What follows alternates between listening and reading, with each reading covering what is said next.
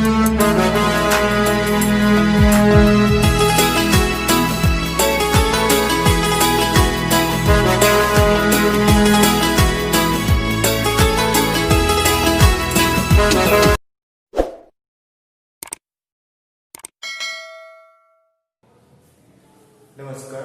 જય ગુરુદેવ. મહાત્માના માણસ પાઠની અંદર મણિભાઈ જે છે પોતાના વતન પાછો ફરે છે અને રસ્તામાં એ પોતાના ઘર પરિવાર વિશે વિચારો કરતો જતો હોય છે. છેલ્લે એ પોતાના પિતા વિશે વિચારે છે કે ફળિયામાં પાટ ઉપર બેઠા બેઠા ભૂકો ગગડાવશે, એને આવેલો જોઈ કશું જ બોલશે નહીં, એના દુબળા પાતળા શરીર ઉપર નજર નાખશે અને દુઃખી પણ થશે. હવે પાઠને આગળ વધારીશું. એ બધું બાનું કામ, મતલબ ખબર અંતર પૂછવા, જીવ વાળું, આ બધું કામકાજ જે છે એ એની બાનું. બા તો તરત જ ઠેઠ પરસાળના ઉમરા લગી ભલી હશે તો ચોક લગી દોડી આવવા. મણિભાઈને જોશે બા તો છેક પરસાળ મતલબ ફળિયાની બહાર જે ડેલી હશે, લાંબી પરસાળ જેને કહેવાય છે, એ ડેરી સુધી આવશે અને ભલી હશે તો મતલબ જો મૂળમાં હશે તો છેક ચોક સુધી એ દોડી આવશે. આવ્યો ભાઈ, મતલબ પોતાના દીકરા મણિભાઈને જોઈને એની બા જે છે એ હિતાળ પ્રશ્ન પૂછશે કે ભઈલા તું આવી ગયો? આય હાય કેવો થઈ ગયો છે, મતલબ જોઈને જીવ પણ બાળશે કે સાવ કેવો દુબળો પાતળો થઈ ગયો છે. કાર્તિક આંખે આંસુડા ભરેલી છે, મતલબ આવો બોલતાની સાથે જ એની આંખમાંથી આંસુની ધાર જે છે એ વહી જશે. ઝટપટ ઘૂંટાથી આંખો લૂછી ને પાણીનો લોટો ભરી લાવશે. એની બા જે છે પોતાના દીકરાને જોઈ ફટાફટ પોતાની આંખમાં આવી ગયેલા આંસુ જે છે એ લૂછી નાખશે અને પોતાના દીકરા માટે પાણી પીવા માટે પાણીનો લોટો જે છે એ ભરીને દોડી આવશે. સોનું તે સીધ ચીજ છે, મતલબ જે લોટો પિત્તળનું પાણીને ભરીને લાવે છે એ લોટાની ચમકની સામે સોનું એની કોઈ વિશાળ ન હોય એવો એ ચમકતો હોય. એવો ચળકળાટ કરતો પિત્તળનો લોટો એની બાના હાથે ઉટકાયેલો ચોખ્ખો ચણાટ લોટો. એની બા જે છે પિત્તળના લોટાને સોના કરતા વધારે ચમકાવી ચોખ્ખો ચળકળાટ રાખતી અને એ એવો ચળકતો હોય કે સોનું જે છે એની આગળ ઝાંખું પડી જાય ને એમાં ભરેલું ઠંડુ પાણી, સોના જેવા ચમકતા લોટાની અંદર ભરેલું ઠંડુ શીતળ જળ જે છે. માણસ બીજું શું માંગે આ દુનિયામાં? મણિભાઈ જે છે વિચારે છે કે આટલો પરિવારનો પ્રેમ હોય, આટલા માનપાન હોય, એ પછી માણસને આ દુનિયાની અંદર બીજી કઈ જરૂરિયાત રહેતી નથી.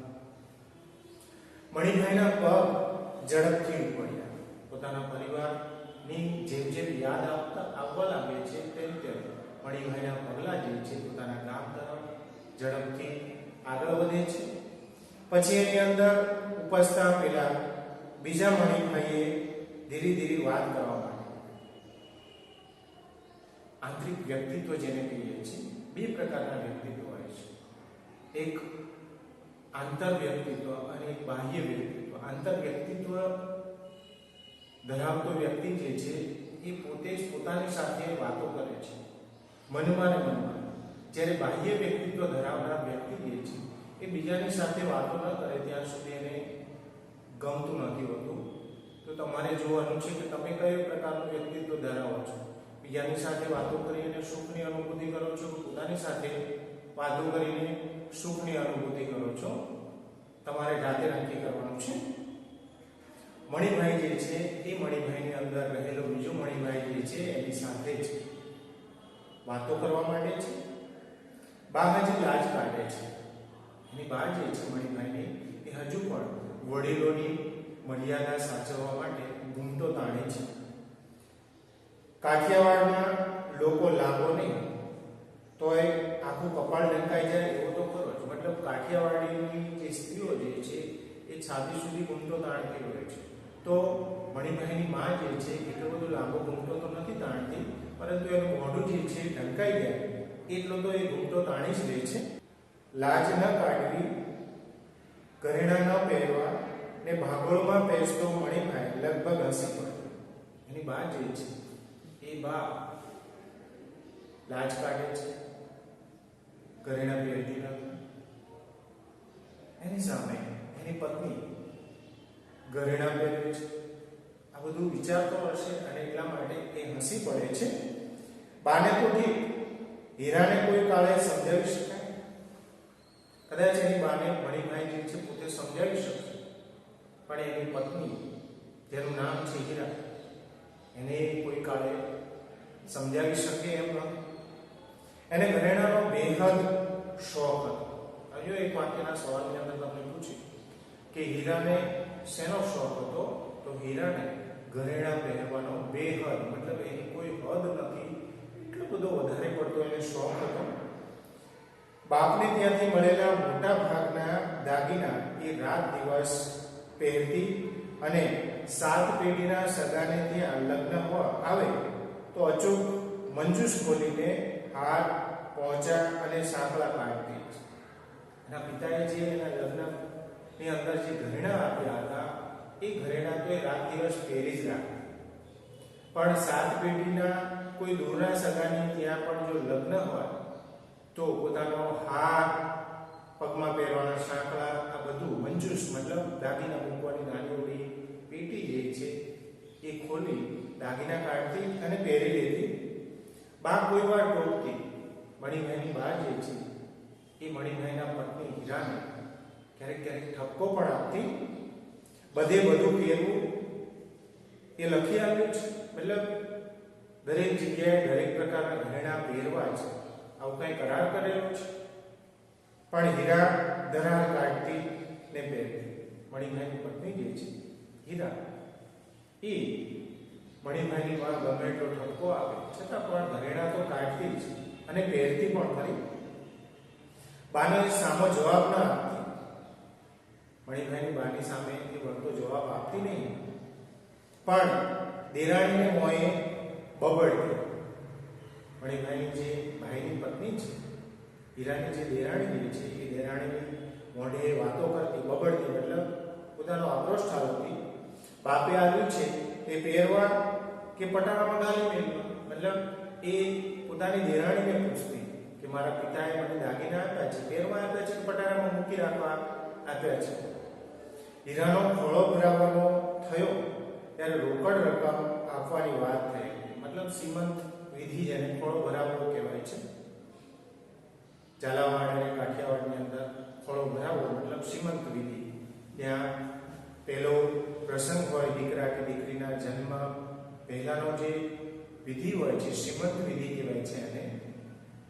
તો એ ખોળા ભરાવાના પ્રસંગે મણિભાઈ વાત કરી રહ્યા છે કે એના પિતા પાસેથી એને રોકડ રકમ મળવાની હતી, પરંતુ એ રોકડ રકમ સ્વીકારવાની ના પાડે છે અને તે તત્કાળ નકીલ કાઢેલી સિંઘાણી કડા કરાવ્યા અને લીધા ત્યારે જમતી. મતલબ હીરા જે છે એ રોકડ રકમના બદલામાં સિંધિયા શાહી ચાંદીના કડા જે છે પગમાં પહેરવાના એ બનાવડાવે છે, મેળવે છે અને ત્યારે તે શાંતિથી જંપે છે. છોકરો હવે મોટો થઈ ગયો હશે. મણિભાઈ વિચારે છે કે એનો દીકરો જે છે એ પણ હવે મોટો થઈ ગયો હશે. પોતે જેલમાં ગયો ત્યારે જરા જરા ચાલતા શીખ્યો હતો. મણિભાઈ જ્યારે પોતે સત્યાગ્રહની લડતમાં જેલમાં ગયા ત્યારે એનો દીકરો જે છે થોડું થોડું પાપા પગલી ભરતા થઈ ગયો છે. રાવજીના જન્મ પછી જ પોતે ભાષણમાં ગયો એ સારું થયું. મણિભાઈ જે છે જબરજસ્ત વિચાર કરી રહ્યા છે પોતાની સાથે કે પોતાના દીકરાનો જન્મ થયો એ પછી ગાંધીજીનું ભાષણ સાંભળવા ગયો એ સારું થયું. આગળ ખુલાસો કરીશું એનો, નહીંતર કોને ખબર. ગાંધીજીની ઘણી ઘણી વાતોમાં આયા આવી જતી હતી બ્રહ્મચર્ય. ગાંધીજી જે છે બ્રહ્મચર્યનું પાલન કરવાની વાતો કરતા. તો કે એમને પણ 5 પુત્રો તો હતા, પણ વાતો બ્રહ્મચર્યના પાલનની કરતા. એટલે મણિભાઈ કહે છે કે મારા દીકરાનો જન્મ થઈ ગયો તો સારું થયું, નહીંતર કદાચ ગાંધીજીની વાતોમાં આવીને એ પણ બ્રહ્મચર્ય પાળતા અને પોતાને ત્યાં પારણું ન બંધાતું, એ એવું કહેવા માંગી રહ્યા છે બ્રહ્મચર્યની. જો કે મણિભાઈને એ પેલી અહિંસા કરતા વધારે આકરું નહોતું લાગતું. ગાંધીજીની જે અહિંસાની વાતો જે છે એ મણિભાઈને ગળે ઉતરતી નથી. એ ખરેખર એમને આકરી લાગે છે, ખરાબ લાગે છે. બ્રહ્મચર્યની વાત એટલી બધી એમને આકરી કે કઠણ લાગતી નથી. હવે આમ ને આમ મતલબ હશે, હવે આવી રીતે ને આવી રીતે જીવન પસાર થશે. ઘર જેમ જેમ નજીક આવતું ગયું એમ જે સિપાહીઓ લાઠી ને કાંકરી વાળા રોટલા આઘાત જતા રહ્યા. પરિવાર જે છે, વતન જે છે, જેમ જેમ નજીક આવતો જાય છે, પોતાના વતન તરફ જેટલો નજીક પહોંચે છે તેમ તેમ જેલની યાદો, જેલના પ્રસંગો, જેલની ઘટનાઓ જે છે એના મગજમાંથી ધીમે ધીમે દૂર થતી જાય છે. નજર આગળ પોતાનું હુંફાળું, સાદું, સીધું ઘર તરવરવા લાગે. એની નજરની સામે એનો એકદમ સાદો સીધો પરિવાર જે છે એ જાણે દ્રશ્ય દેખાતું હોય એવી રીતે દેખાવા લાગે છે. મા બાપના કરચલીવાળા ચહેરાઓના દર્શન ને સગાવાલાના હિતાળ આવકાર માટે મન તરસવા લાગે. એના માતા પિતા વૃદ્ધ થઈ ગયા છે, ચહેરાઓ પર કરચલીઓ પડી ગઈ છે, તો એના ક્યારે એમને દર્શન થાય. બીજી તરફ સગાવાલા જેને આવકારવા માટે તત્પર થયા હશે, આ બધું જ મણિભાઈ જે છે એ પ્રાપ્ત કરવા માટે તલસતો છે, તલસવા લાગ્યો છે. સાથીદારોએ તો કહ્યું તરત પાછા આવી જજો મણિભાઈ. જેલની અંદર જે એના મિત્રો હતા એ મિત્રો તો મણિભાઈને કહે છે કે બારે જઈ સત્યાગ્રહમાં જોડાઈ અને ફરી પાછા જેલમાં તમે આવી જજો. પણ એનું મન અંદરથી ભીલું પડ્યું. હવે એને જેલમાં જવાની ઈચ્છા ન હતી. એનું મન જે છે પરિવાર સાથે રહેવા માટે ઈચ્છતું હતું. એનું મન જે છે હવે જેલમાં જવા ઈચ્છતું ન હતું. એને ઘરમાં રહેવું હતું, એને હીરાને મળવું હતું, બા અછોવાના કરે એ માણવું હતું. પરિવારની સાથે એને રહેવું છે, હીરાને મળવું છે. બા જે એની પર હિતાળ પ્રેમાળ વરસાદ વરસાવે છે એ પણ એને માણવો છે. ગામના માણસોએ તે મીટિંગ ભરશે. મણિભાઈ વિચારે છે કે પોતે જ્યારે ગામમાં જશે ત્યારે એના સ્વાગત માટે ગામના લોકો પણ મીટિંગનું આયોજન કરશે, કાં તો હાર પહેરાવશે. એના સ્વાગત માટે સ્વાગત કરી ગામના લોકો જે છે એને ફુલાર કરશે. કદાચ નિશાળના માસ્તરને બોલાવી લાવશે ભાષણ કરવા. જો એનાથી કંઈક આગળ વધાય તો સ્કૂલના કોઈ શિક્ષકને ભાષણ આપવા માટે એના સ્વાગત માટે બોલાવી લાવવામાં આવશે. આવું મણિભાઈ જે છે એ ઘરે જતા જતા રસ્તામાં વિચારી રહ્યા છે. પોતે કંઈક જવાબ આપવો પડશે. આટલું બધું આયોજન થયું હોય એના સ્વાગત માટે તો પોતાને પણ ઊભા થઈને બે શબ્દ બોલવા પણ પડશે. છેલ્લે ભારત માતા કહી જાય, મતલબ એ જ્યારે ભાષણ પૂરું કરશે ત્યારે છેલ્લે ભારત માતાની જય પણ બોલશે. મહાત્મા ગાંધીની જય એમ બોલવું પડશે. આવી રીતે એ બોલવાનું વિચારે છે. માળવા હિન્દીનું એક નવું જગ એ વિચારે છે કે ગુજરાતી તો ઠીક છે, પણ આ હિન્દીનું પણ એક નવું પ્રકરણ છે ગાંધીજીની સાથે જોડાયા પછી. પણ કંઈ નહીં, શીખી લેવાય. તો એને હિન્દી પણ હવે અઘરું લાગતું નથી. એ પણ હવે એ શીખી લેશે. આ ગુજરાતી ન બરાબર આવડ્યું એ વિચારે છે કે એને ગુજરાતી લખતા વાંચતા નહોતું આવડતું, તો એના મિત્રોની સાથે જેલમાં રહ્યો તો ગુજરાતી શીખી ગયો. એવી રીતે હિન્દી પણ શીખી લેશે.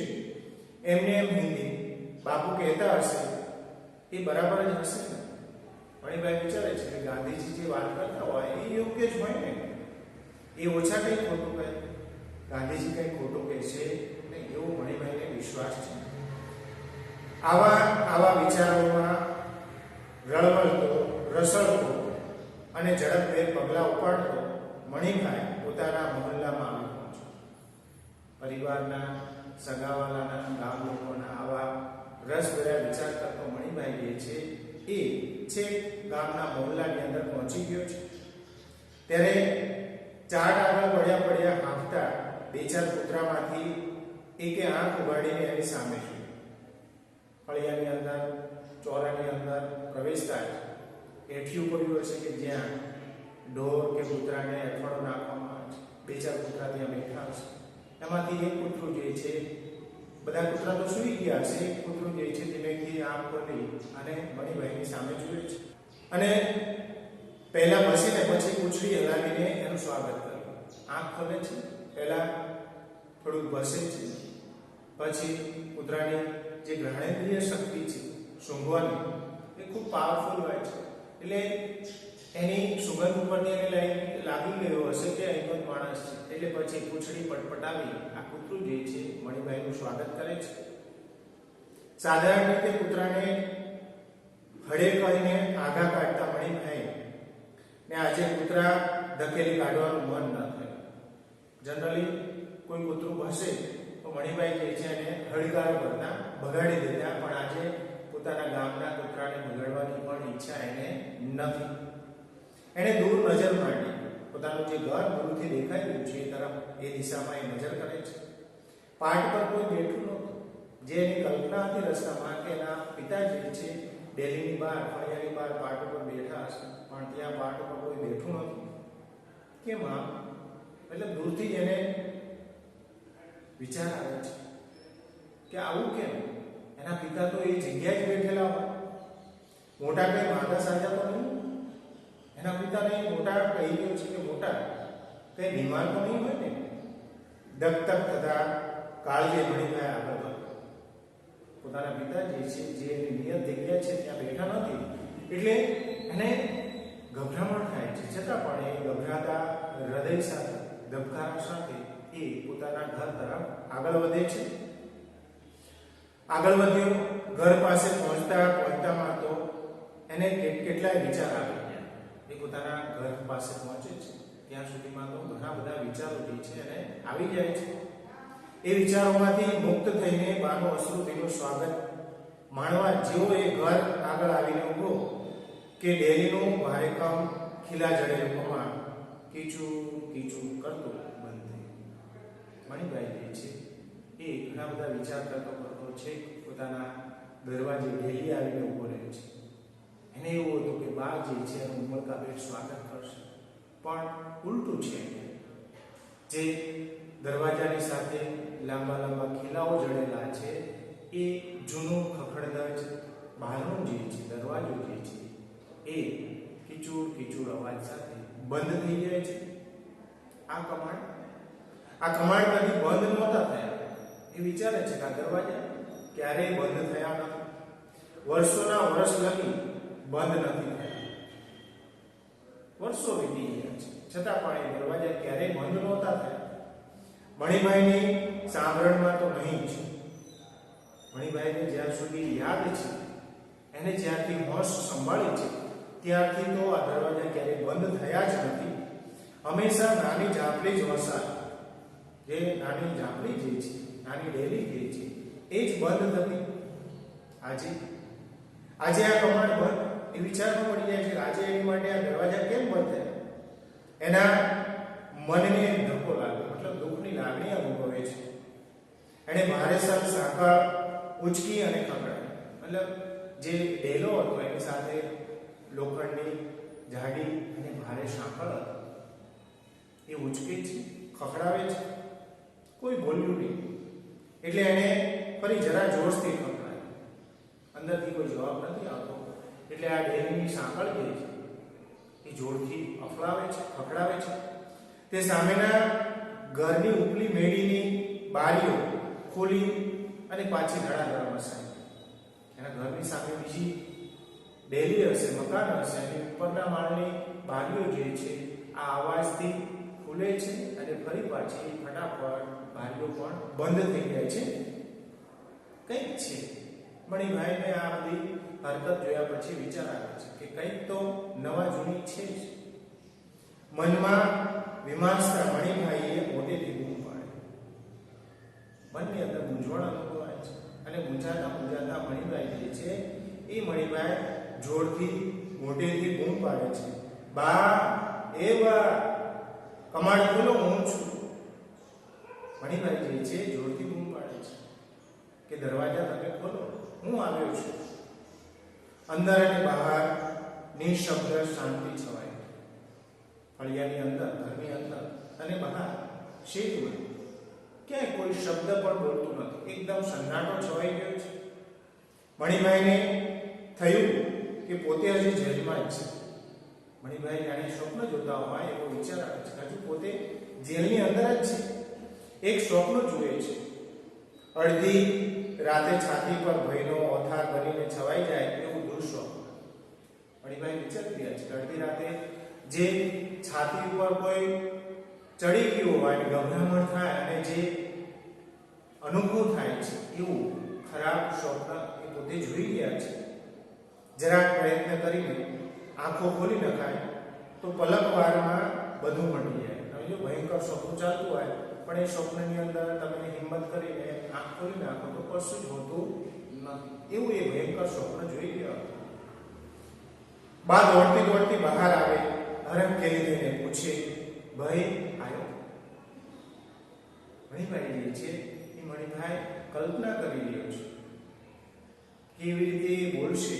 તો એની બા જે છે એનો અવાજ સાંભળીને દોડતી દોડતી ઉત્સાહમાં આવશે અને મણિભાઈને પૂછશે કે ભાઈ તું આવી ગયો?